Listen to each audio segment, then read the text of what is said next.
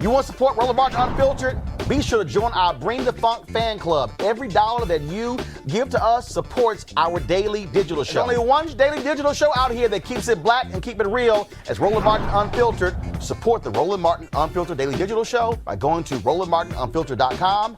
You can make this possible. So Democratic National Committee Chairman Tom Perez sees the Latino vote as key to winning the 2020 presidential election, and not just in states with large Hispanic populations. In an interview with The Hill yesterday, Perez said that investing in Latino voters is electoral and a moral imperative. Trump, according to a poll released by Telemonudon, appears to be holding relatively steady support among Latino voters compared to his performance in 2016. Now, I have to say, when I saw that story this morning, my head blew up. It blew up. I felt it. Did you? That was another boom. Because it was like a sonic boom, okay? Because here's where my frustration comes from whenever I hear that. I mean, let's just be very real about this, Mr. Perez. Let's be very real about this. The reality is people get confused when they see the population numbers of the Latino population, and then they want to extrapolate from there that this is this huge untapped voting potential that the Democrats just need to tap into. Let's disaggregate that a little bit. A large proportion cannot vote. Let's just be very brutally honest here, because they aren't U.S. citizens, so they cannot vote. Of the portion that can vote, maybe about half, of that particular portion, a lot of them don't vote. Latinos have an absurdly low turnout rate when it comes to actually getting to the polls. I think the last election, the last polls that I saw on that, and it was mentioned in that article, it was like under 30%, okay? Crazy low turnout rates. And so, but then of those who do turn out, you have at least a third that consistently vote Republican. And so when I'm thinking about where is your best dollar to be spent, which you might want to start raising more dollars, Mr. Perez, when you're talking about spending the dollars that you do have as a DNC in terms of really energizing the vote in the next election, it makes just gobs more sense, particularly in those states that we need to win, in Pennsylvania, in Michigan, in Wisconsin, where you have a Philadelphia, where you have a Detroit, right? Where you have a Milwaukee. It makes so much more sense to really focus on energizing and getting out, maximizing the black vote, which already naturally votes more than the Latino population. Even in the 2016 election, where our voter turnout went down, still about 60% of voters, black voters, actually voted. So we understand the importance of voting. Voted Democrat, overwhelmingly. And we vote 90% plus Democrat. So if you're just talking about more bang for your buck, I don't want to hear this stuff about the best untapped resource. No, the best untapped resource is the lack of investment that you're putting in the black voter, who is the most likely demographic to actually get you into office. So that's what I wanted to say to Mr. Perez today. Yeah. What do you think? Well, after that. Well, it's everybody sort of fooling themselves into Hispanics are the biggest minority group in the United States. It's 16%. Fastest growing. Blacks are 12%. So hey, let's go. But you're right. There's two issues there that never seem to get fixed. Every time we talk about this, we talk about every election cycle it comes up. We hear the same thing. Barack Obama did his whole thing trying to court specifically Hispanic voters, and to some extent it worked. But then you look at the actual stats. You look at the actual who is voting for who, and who is voting for who is not only are their numbers low with regard to actual turnout, but when it comes to voting for the Republican, they voted in droves for Trump, which was a big shock to everybody. And I remember talking to former Congressman Luis Gutierrez of Chicago about this, and he broke it down for me. Obviously, in every ethnic community, there are subgroups that do different things. So the Cubans do this, the Puerto Ricans do that. I get it. It's all good. But at the end of the day, I mean, the Democratic Party is putting this huge investment into outreach to the Hispanic voters and not getting the return on the investment, not getting the ROI, and they know for a fact, I don't care what anybody says, it all comes down to money. When you were doing outreach to black voters, you were paying black consultants. You were doing outreach to the black community organizers.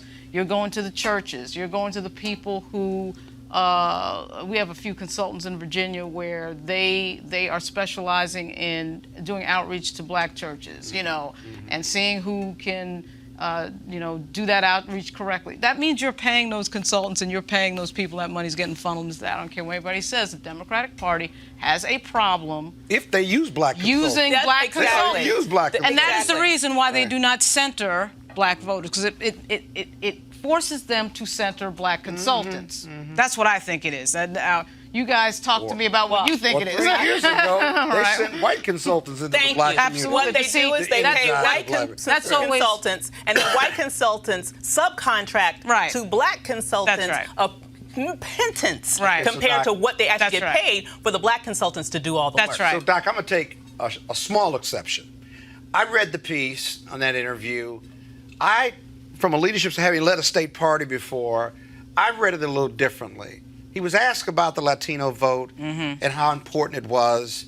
And my take on his interview was he wasn't talking about the Latino vote to the detriment of any other group. It feels I'm looking like at what that. he did. No, I'm not talking about what he's implying. I'm talking about their actual behavior. I got you. But in that article, all the things that you raised as a detriment, that was discussed in that piece. And I think what Tom Perez, in the end, was talking about was that the Latino voters have been taken for granted. Yes, the 25% vote for GOP, but he was saying that they are an untapped resource, and we need to invest more to get the maximum out of the Latino vote, especially the Latino Democratic vote. That's not to the detriment of anyone, but the realities of what you two have described, he described as well, and said we got to do better with it. Let me ask you this. When have you heard him center the black vote in that same way? Well, I'm sure he has. When have you seen do an interview on it right now. No, when have you seen it? Some of that is the media problem. He has no choice but to center on the black vote. He can't win without, okay, watch this.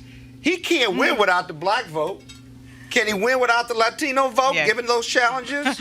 Yeah. Well, if he's thinking about the Obama coalition, the answer is actually no. Okay. But unless you get a lot of young people out that typically don't vote. What he's saying really is that we need that tent of Latino Democratic voters. We need to tap them. It's difficult. Some go Republican. It's a language barrier a lot of times. There's an immigration barrier. Got it. But what he's saying is that they could make the difference if we could tap them and get them out the vote. And they've been talking about this for years. And I don't have a problem. I don't have a problem with him talking about that. So long as he talks about it, he's not talking to the detriment of black Democratic voters who have made up the bulk of the Democratic vote, because white Americans, white voters, have never supported the Democratic Party and the presidential Democratic nominee in the last 25 years or more. Absolutely. Since Lyndon Baines Johnson. They haven't won. The majority of white men and women. So they've left the party. Yeah. So he certainly needs the black vote. And I think what he's saying is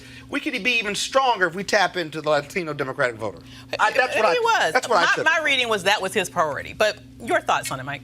I'm sure he's under a lot of pressure from, as you mentioned, the vendors and the Latino political class. They're like, if you don't put us at the table, who will?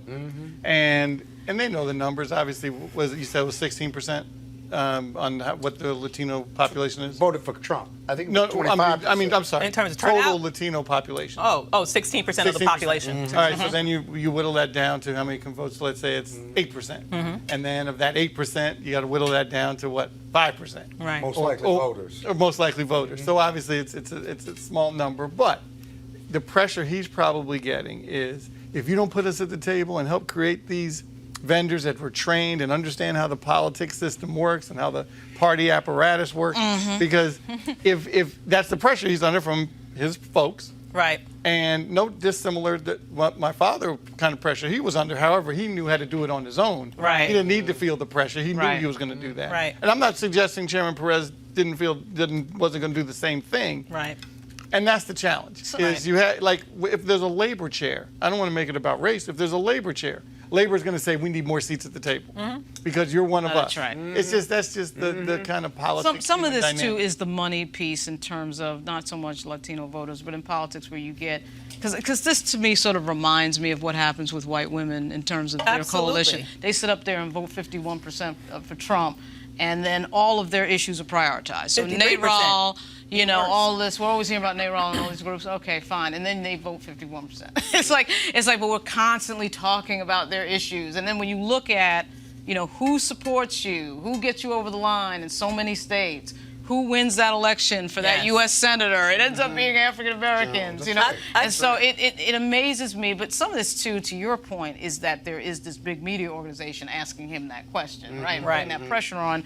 And, you know, that's why we have Roland Martin Unfiltered, so we can, like, have these moments where we question these people and prioritize our issues. Here's you point. I just want to continue a point that you made that I think is very important before we move on. You talk about the policy issue priorities, and that's another pet peeve of mine as it relates to this issue specifically. Not only are we not, as a community, getting the investments that we should to this party that's proportionate to what we give back to this party in terms of voting, but just in policy priority.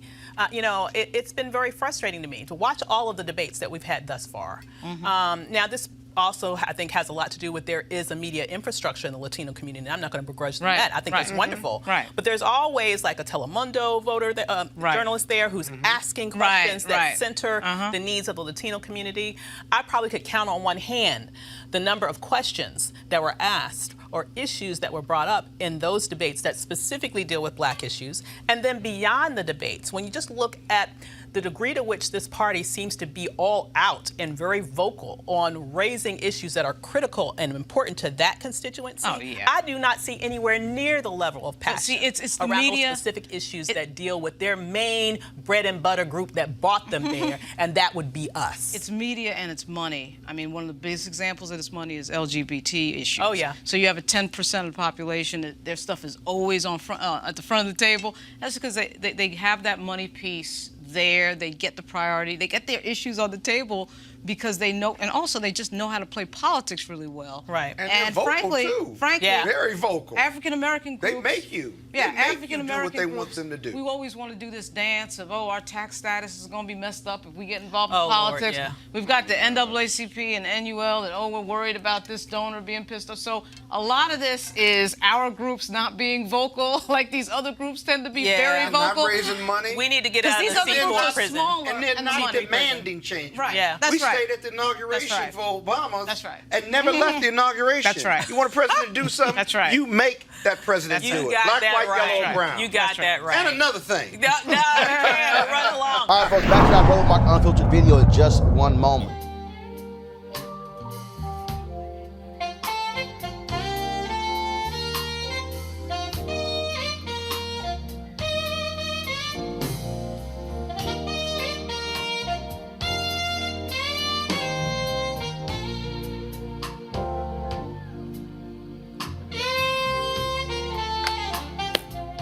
All right, second annual Luxe Jazz Festival, folks, takes place in Cabo, November 7th through the 11th. That's right, Thursday through Sunday. I leave tomorrow. Looking forward to being there. Of course, if you want to participate, lifeluxjazz.com. But if you cannot attend, go to gfntv.com. Of course, they will be live streaming the 3 days worth of concerts featuring, you saw Gerald Albright, Alice Bunyan, Raul Madon, Incognito, Pieces of a Dream, Kirk Whalum, Average White Band, Donna McClurkin, Shalea, Roy Ayers, Tom Brown, Ronnie Laws, and Ernest Quarles. Again, gfntv.com. Get your live streaming pass, $10.99. All those concerts covering 3 days, and so you don't want to miss that.